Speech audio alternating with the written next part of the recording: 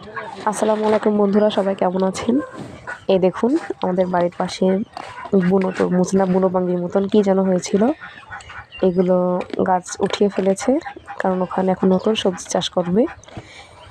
এজন্য আমি এগুলো ছাগলকে খাইয়ে দিচ্ছি। আমার লালি, আমার ছাগলের নাম, আমার লালিকে আমি খাইয়ে দিচ্ছি। খুব সুন্দরভাবে খাচ্ছে কড়মড় করে করে।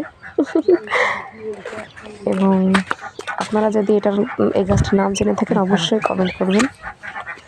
আমাদের এই দেখুন এখানে সবজি চাষ করা হবে। এগুলো হচ্ছে ভেন্ডি গাছ, অনেক বড় বড় ভেন্ডি হয় এবং অনেক বড় হয় গাছগুলো।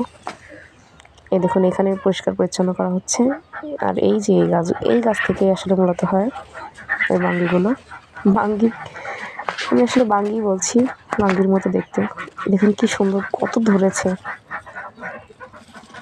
খুবই কিউট দেখতে। আমি প্রথমে ভেবেছিলাম এগুলো হয়তো তরমুজ গাছ, তরমুজগুলো হয়তো অনেক বড় হবে, কিন্তু না। আমাদের ভাগ্নে রিফাত ও বললো যে না মামি, এটা আসলে